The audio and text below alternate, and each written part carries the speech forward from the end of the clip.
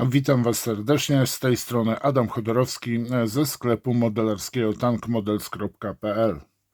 Dzisiaj chciałbym Wam zaprezentować nowe wydanie brytyjskiego samolotu wielozadaniowego. Jest to Swordfish Mark I, produkt firmy doskonale znanej praktycznie wszystkim pokoleniom modelarzy, czyli brytyjskiej firmy Airfix, na której wychowały się bardzo dużo pokoleń. Model ukrywa się pod numerem A04053. Jest wykonany w skali 1:72. W moje ręce ten model wpadł z 10 lat temu dobrze. Sam model jest z roku 2012, czyli jest to nowy model, bardzo dobrze wykonany. Tak prezentuje się pudełko. Mamy dwie wersje malowania. Mamy z 40 roku, jak i również z 39. 40 rok już widzicie, że jest samolot malowany w kamuflaż morski. Ja na przykład mogę polecić bardzo ciekawy zestaw od firmy ICM. Farb, które nadają się do, oczywiście one są przede wszystkim do pędzelka, ale do malowania aerografem po odpowiednim sproporcjonowaniu tych modeli, tych farb. Nie ma najmniejszego problemu, żeby malować nimi aerografą. No i mamy tutaj właśnie zestaw. Co prawda tutaj z tyłu jest pokazany Gloster Gladiator Mark II, ale oczywiście nadaje się do wszystkich modeli samolotów. Ale teraz troszeczkę o samym Swordfishu, czyli mieczniku. Model, pierwowzór tego samolotu powstał w fabryce Faireya w 1933 roku. Wyprodukowali z własnej inicjatywy ten samolot. Jest to samolot bombowo-torpedowy, rozpoznawczy, tak naprawdę wielozadaniowy. I pierwszy model był oznaczony jako TSR, czyli Torpedo Strike Reconnaissance. Ale niestety po katastrofie prototypowego modelu 11 września 1933 roku wytwórnia zbudowała drugi ulepszony prototyp TSR-2. Tym razem uwzględniając także wymagania brytyjskiego Ministerstwa Lotnictwa na samolot torpedowy o numerze S15/33. W celu polepszenia osiągów otrzymał on silnik o większej mocy, mianowicie był to Bristol Pegasus 3 M3, który posiadał 690 koni mechanicznych. Tutaj dokonano w nim również niewielkich zmian konstrukcyjnych, w tym wydłużenia części kadłuba i zmieniono kształt usterzenia. Chodziło o to, że jeżeli ten samolot miał przenosić również torpedy, no to nie mógł być króciutkim samolotem, tylko takim samolotem, który spokojnie ta torpeda będzie odpowiednio umieszczona, a on będzie odpowiednio stateczny, ten samolot. Drugi prototyp został oblatany znowu w 17 kwietnia 1934 roku.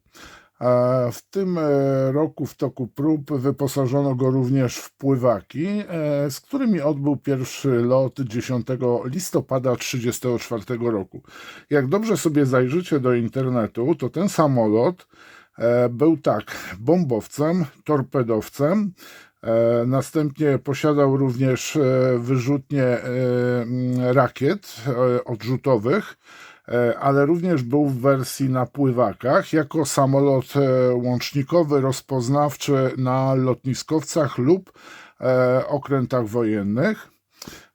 I tutaj po pierwszych próbach prowadzonych m.in. na lotniskowcu Orany, i tu będzie problem, HMS Courageous, samolot został oceniony jako udana konstrukcja i zaakceptowany do uzbrojenia brytyjskiego lotnictwa marynarki wojennej.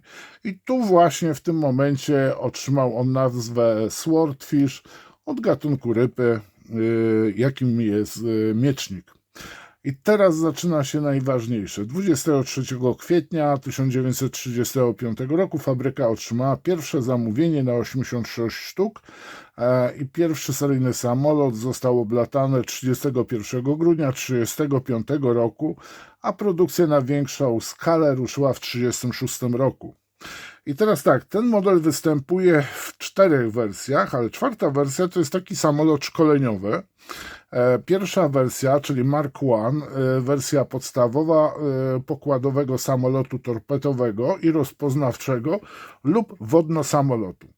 Mark II była to wersja do zwalczania okrętów podwodnych uzbrojona w niekierowane pociski rakietowe. Część tych właśnie Swordfishy z silniejszym silnikiem, Bristol Pegasus 30, używało również bomb i rakiet.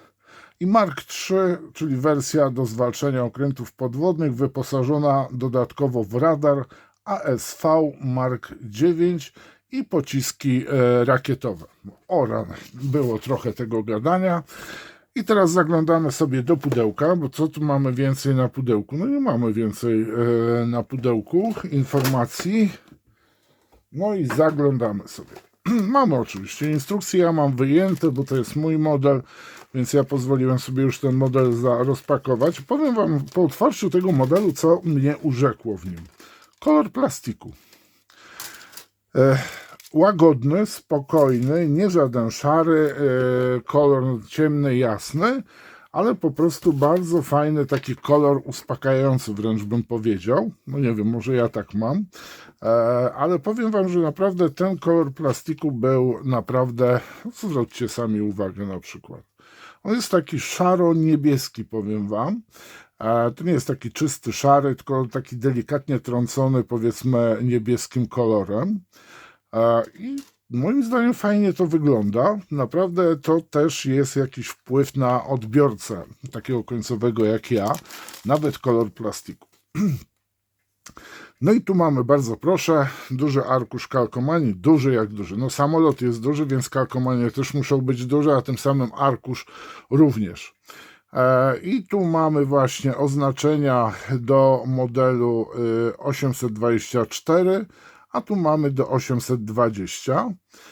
Tu mamy właśnie tę późniejszą wersję, tu mamy tą wcześniejszą z początku, taki z 1939 roku bodajże, tak chyba? Zaraz sobie zerknę. A nie, tutaj nie zobaczymy. Aha, właśnie, fajnie jest, że właśnie Airfix daje nam również tego typu pudełko, gdzie mamy właśnie pozostałe elementy. Nie mamy tutaj informacji na temat producenta kalkomanii, czyli musimy założyć, że jest to firma Airfix. Teraz taka torebeczka, duża torebka z małymi elementami. Jak zauważycie, są tu reflektory, przednia szyba i następnie chyba tu są szyby w kadłubach też, więc są te szybki właśnie, bo Swordfishe były 3-osobowe, czyli był dowódca pilot, strzelec i chyba obserwator, z tego co pamiętam.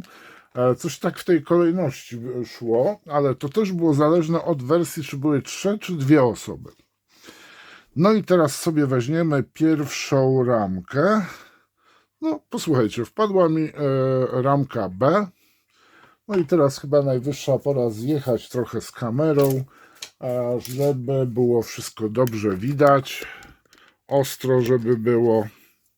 Ramki nie są małe. Powiem Wam, że naprawdę, jeżeli chodzi o wykonanie tych nowych Airfixów, bo wiadomo, że Airfix wydaje też serię vintage, no to są takie te modele właśnie dużo lepszej jakości, aniżeli ten z 1963 roku, ale to jest chyba kierowane dla starszych modelarzy, którzy po prostu mają duży sentyment i tamte modele kupują, trzymają jako swojego takiego grala, w cudzysłowie oczywiście. No i mamy, proszę bardzo, zwróćcie uwagę, ten model samolotu, pamiętajcie, że był częściowo metalowy, częściowo płócienny. I tutaj widzimy detal. Zwróćcie uwagę, zaraz gdzie to radio mi się schowało. Mamy elementy, nie ma nadlewek tak naprawdę. Jedyną rzeczą, jaką ja będę musiał uważać, To jest karabin maszynowy, który ma bardzo cienką tutaj lufę. No i będzie problem z tym wycinaniem. Tu mamy elementy zapewne podwozia. No powiem Wam, rura wydechowa, no jest bardzo ładnie wygląda. Detal ma naprawdę wyśmienity. I tu przeglądając właśnie ten model pod kątem Farleya właśnie z 1963 roku, niestety zauważyłem, że ten model nie ma załogi. Straszna tragedia dla mnie. Nie ma pilocików. Część wnętrza kabiny. Tu się zaczyna, no tu macie oczywiście torpido. Tu sobie jeszcze przez skrzydła przelecimy. Bardzo fajnie są właśnie stateczniki zrobione. I jak z drugiej strony? O właśnie, te stateczniki, zobaczcie. Czyli mamy skrzydło z wcięciem, a tu mamy oczywiście stateczniki. No i w tym momencie po prostu to się bardzo pięknie składa. No i masa detalu. Teraz kolejna rameczka. To jest ramka, posłuchajcie. Proszę bardzo, żebyście byli pewni. No i mamy elementy kadłuba. I patrzcie, tutaj mamy właśnie hak, który no, bezpieczne lądowanie zapewnia podczas lądowania na lotniskowcu. Jeżeli chodzi o detal na samym kadłubie, powiem Wam, jest to naprawdę porządnie zrobione. Mam wrażenie, że tak jak tutaj, gdzie był kryty płótnem, no bo chodziło o wagę oczywiście, to jest taka odpowiednia jakby struktura tego plastiku, znaczy faktura nałożona, że wygląda płócienniej ten element, aniżeli tutaj są te metalowe. I to naprawdę robi fajne wrażenie. Ciekawe, czy zauważycie to. I no powiem Wam, naprawdę robi to fajne wrażenie. Tutaj właśnie, bo wyjechałem. No tutaj mamy spód.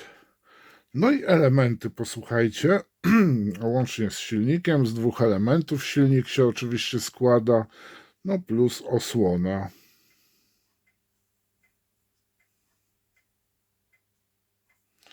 Jeżeli chodzi o detal, no tu mamy też karabin chyba.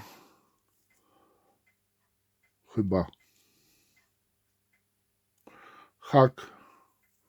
No właśnie, jak jest hak rozwiązany? No mamy tutaj, tu mamy hak, tak się prezentuje silnik. Właśnie fajnie jest ten silnik zrobiony, że nie mamy takich dwóch elementów jak to, tylko mamy fajnie to właśnie podzielone. Z drugiej strony trzeba będzie zerknąć. Tak, dokładnie, że jest dużo lepszy detal tego silnika. No i tu drobiazgi do wnętrza. Teraz czwarta ramka, ramka D. No i mamy elementy wnętrza kabiny, elementy do mocowania skrzydeł, elementy samych skrzydeł tutaj mamy. Mamy tak samo stateczniki, zbiornik z paliwem. O rany, tutaj nie wiem, powiem Wam, co to jest. To jest na pewno jakiś szablon do sklejenia. Mamy śmigło, dużo elementów. No i tu zaczynają się chyba elementy rakiet, które trzeba będzie skleić, bo poza tym on ma jeszcze bomby. Tu sobie zerkniemy na ten detal.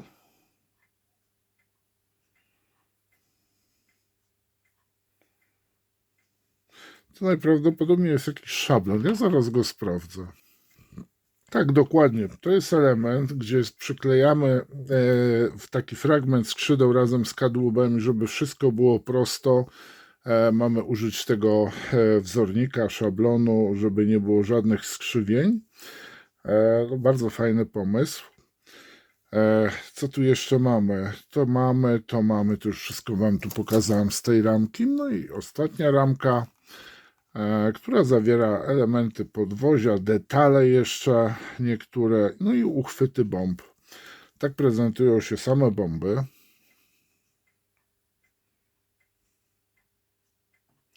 Są one oczywiście z dwóch połówek. No i tutaj mamy, proszę bardzo, uchwyty. Czyli tutaj tak naprawdę on wygląda na to, że jest tylko i wyłącznie w wersji bombowej.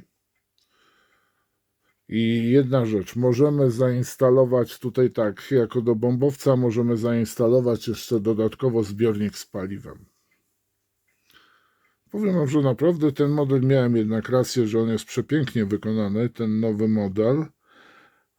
Robi on naprawdę wrażenie, mimo to, że wielu z was może się wydawać, że dwupłatowiec, który tak naprawdę jedynie uszkodził Bismarcka.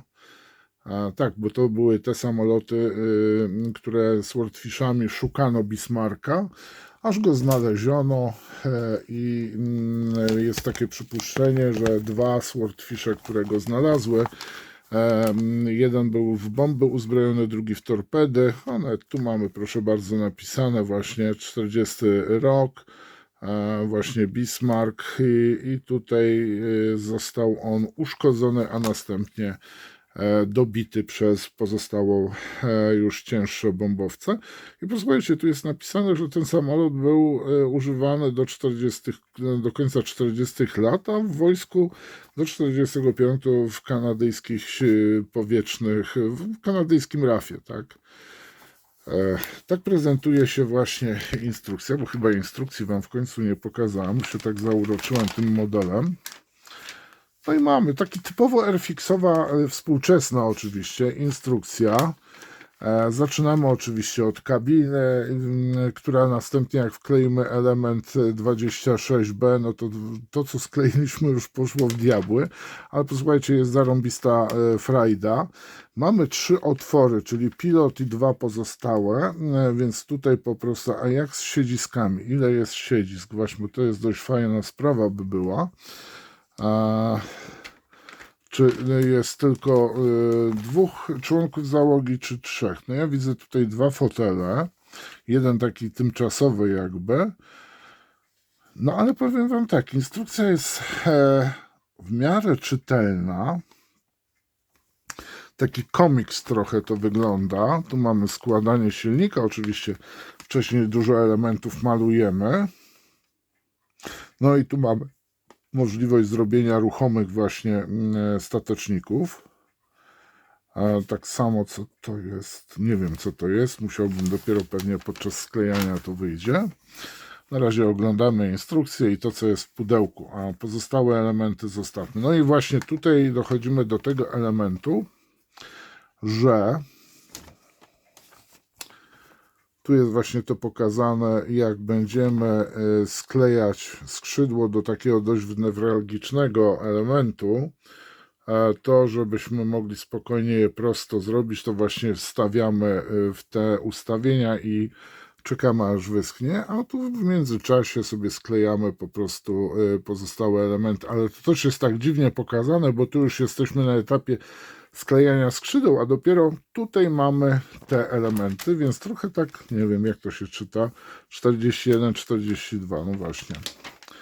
Kolejne etapy sklejania, no i tak, tutaj mamy właśnie tą wersję bombową, dodatkowo właśnie ze zbiornikiem na paliwo. Ale też możemy tutaj, widzę, zamontować torpedę. No to powiem wam teraz, trzeba będzie nieźle pogrzebać. Trzeba by na pewno ten model był torpedowcem również, bo były też tutaj, widzę, rakietki, bomby. Tak, to są rakietki, bomby, tylko krótkie te rodzaje. No powiem wam, jak to poleciało z tym wszystkim, no to ja naprawdę, to jest dobry model. No i mamy właśnie malowanie. No tak właśnie malowałem kiedyś ten model. Tak, to on ma bombę zbiornik, tak? Więc powiem wam, jeżeli już będzie w torpedę uzbrojony, to obawiam się, że raczej już bomb nie będzie, bo to już będzie dość dużo. I tu mamy właśnie z ataku na, a nie, to jest, przepraszam, operacja na Morzu Śródziemnym. Tak, to jest na Morzu Śródziemnym. To nie jest ten właśnie od Bismarcka. A tu mamy właśnie ten pierwszy testowy model, który był w marcu 1939 roku na lotniskowcu. Tak się nazywa ten lotniskowiec. Huragus. Moi mili, to wszystko. To wszystko na dzisiaj. Naszym dzisiejszym gościem, bohaterem unboxingu był oczywiście Swordfish Mark I w skali 1,72. Dziękuję Wam za uwagę. Jeżeli uważacie, że ten kanał jest fajny, robię dobrą robotę, zapraszam do wspierania. Zapraszam Was też do komentowania. Wspierać możecie za pomocą Patronite'a, jak i również YouTube'a. No i oczywiście zapraszam Was na zakupy do sklepu. Akurat tego modelu nie ma, on jest w tej chwili niedostępny, jest w innych wersjach, więc komentujcie, subskrybujcie, lajkujcie, no i oczywiście wspierajcie. Dzięki serdeczne, pozdrawiam Was, cześć.